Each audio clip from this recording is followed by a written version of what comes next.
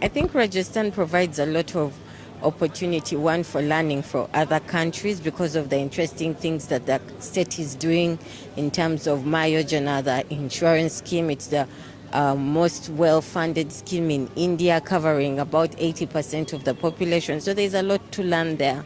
The free drugs initiative for a long time has been another key element that the government is doing well, and many states and governments around the world can also learn from. I think with Rising Rajasthan, this initiative that the Honorable Prime Minister and the Chief Minister are implementing in opening opportunities for investment, not only in healthcare but other areas of sustainable development, is a good one because it gives an opportunity for innovative ways for government to partner with the private sector in order to increase its reach, and that is one of the sustainable development goals. But many challenges are there. What do you feel the policy and the politeness is good Challenges in terms of what? in terms of the policies are we I think there are always opportunities to improve in terms of whether it's healthcare, whether it's education. I think every government is looking to improve itself, to better itself, especially as countries are moving towards the sustainable development goals.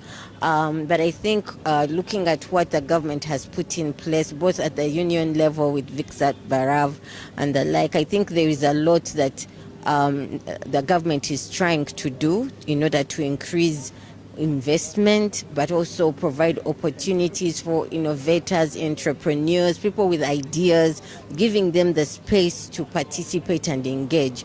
And so I think that will help take not only Rajasthan but the government of India further. That's such a nice thing. Padado Mare Desh, Gani Khamma to all.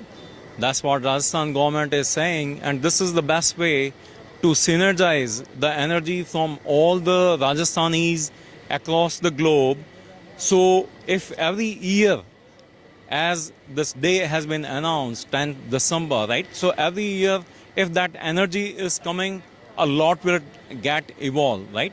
तो आप अगर ये सोचें कि समुद्र मंथन से अगर हर साल और अमृत लोगों को मिले तो कितने लोगों को अमृत बढ़ सकता है. अमृत in the form of progress of investment, or let's say the technology what the Rajasthan can get from all the developed countries, or the ideas from the different part of the globe, as well as the synergy it will create, even social harmony and other things. Rising Rajasthan मैं कहूँगा ये एक अच्छा सफल प्रयास है. Definitely you know there is always scope for improvement, but this is very good start considering कि this is the first year of the BJP government for which we also as NRI we inform many millions people about why this government should be in place under Modi ji leadership, where double engine sarkar can work. So in the first year, how Rajyavardhan ji Rathod has put the effort and has made this happen, where 32 countries delegate have come along with the definitely Bhajan Lal ji Sharma leadership, and both the Deputy CM Diya Kumari ji and Prem ji.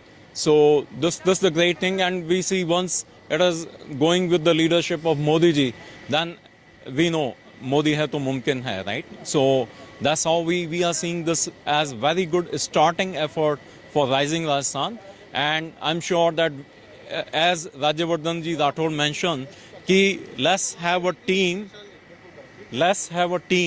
so that we can have this as Team Rajasthan, right? So that synergy will amplify the effort of Rajasthan government and Rajasthani to get converted into fruits. बहुत आपका धन्यवाद. मैं media का बहुत आभारी हूँ कि आपने इस पूरे मुहिम को उठा दिया. जैसा अपने आदरणीय नरेंद्र मोदी जी ने कहा, उन्होंने अलवर का 2 बार नाम लिया और कहा कि अलवर से ही होके जाता है और अलवर के अंदर ही मुंडावर आता है और उसमें नीमराना आता है. नीमराना वर्ल्ड मैप पे जाना जाता है एज जापान का छोटा भाग पहला छोटा भाग राजस्थान में नीमराना में खुला था, first corporate city of Rajasthan, जहां जापानी डे मनाया जाता है। बहुत लोगों को नहीं पता, पूरे भारत के अंदर जापानी डे मनाया जाता है उसी समय जब जापान आज़ाद हुआ था। तो ये एक बहुत बड़ा उपलब्धि है। अब जो दिक्कतें हैं आई हैं लोगों को, जापान तो बना दिया नीमराना में, लेकिन इंफ्रास्ट्रक्चर, स्किल, लोगों को रोज़गार। मैं मुंडावर, मेरी कॉन्स्टिट्यूंसी है, मेरे फादर की, वहाँ से वो विधायक रहे हैं, उन्होंने बहुत बड़ा योगदान रहा था उनको उस पूरी मुहिम को उठाने के लिए। और हम पार्टी पॉलिटिक्स की बात ना करते हुए जो आज मुहिम है उसके हिसाब से, अगर अब ये जो भजनलाल जी ने इतना अच्छा कॉन्क्लेव किया है और उन्होंने पहले साल में करने के बाद जो उनके पास 4 साल होंगे उसके अंदर जो दिक्कतें आएंगी उसको पूरा रोड मैप तैयार करेंगे। ढाणी को शहर से, शहर को रोड से और नेशनल हाईवे से, सरकार इनकी है, सब कुछ इनके पास है। उसके बाद मैं सोचता हूं कि राजस्थान में जहां हाथ रखेंगे वहीं निवेश मिलेगा आपको, वहीं हुनर मिलेगा और वहीं से आपको पूरे वर्ल्ड के अंदर आपको व्यवसाय, जो गुजरात था वो अगला राजस्थान 4 साल में बन सकता है। अभी इतना निवेश आया है, लेकिन उसमें से कुछ धरातल पर उतर पाएगा, जी, ज्यादा उतरे, उसके लिए आपके क्या सुझाव है? क्योंकि आप एक तरीके से कहूँ कि आप एंड यूजर हैं। जी बिल्कुल बिल्कुल बिल्कुल बिल्कुल सर, मैंने आपको यही बताया। ट्रांसपोर्टेशन, आपका जो ड्राई पोर्ट मोदी जी ने कहा, वो जितनी जल्दी, सब अभी पेपर पे थे, अगर वो जल्दी से जल्दी उतरेंगे, अर्ज करिए जर्मनी से फैक्ट्री लग जाती है कल नीमराना में, तो जोन काफ़ी नहीं होता। क्या वहाँ पे हॉस्पिटल है, क्या वहाँ पे कल्चर सेंटर हैं, क्या अगर कोई विदेश से आके नीमराना जैसी जगह पे रहता है, क्या उसके लिए उतनी टेक्निकल सुविधाएं हैं कि अपने बच्चे को पढ़ा सके? यही चीज़ आपको जयपुर से बाहर में मिलेगी, यही चीज़ आपको डूंगरपुर में मिलेगी, यही चीज़ अगर आप जाएंगे तो राजस्थान के बॉर्डर पे मिलेगी, जिसके लिए पूरा इंफ्रास्ट्रक्चर तैयार होना बहुत ज़रूरी है। और मुझे लगता है कि पहले साल में ये हो गया अपना जो कॉन्क्लेव है, इससे 4 साल बहुत मेहनत मिलेगी और मुझे लगता है कि हर सरकारी आदमी और हर योजना के लिए तैयार रहें और भजनलाल जी मुझे लगता है कि इस मुहिम को बहुत अच्छे से उठाएंगे। अभी जो आज मुख्यमंत्री जी ने जो घोषणाएं की है वो राजस्थान की इकोनॉमी में आमूलचूल परिवर्तन लाएगी, क्योंकि अभी तक तो लाल फीताशाही चलती थी, लोगों को चक्कर काटने पड़ते थे। आज इन्होंने एक प्लेटफॉर्म बना दिया कि अगर कोई भी बिजनेसमैन बिजनेस करना चाहता है तो वो उसको कुछ नहीं, एक प्लेटफॉर्म पे एक सिंगल विंडो है, वहाँ आप अपना रजिस्ट्रेशन कराएं और अपने सॉल्यूशन पाएँ। अभी जो आज मैंने पहले वाले भी प्रोग्राम अटेंड किए थे, इस वाले प्रोग्राम में सिर्फ और सिर्फ सॉल्यूशन और कैसे एग्जीक्यूशन और इम्प्लीमेंटेशन पे बात हुई है, जो एक बहुत ही अच्छी बात है और ये राजस्थान को बहुत आगे ले जाएगा।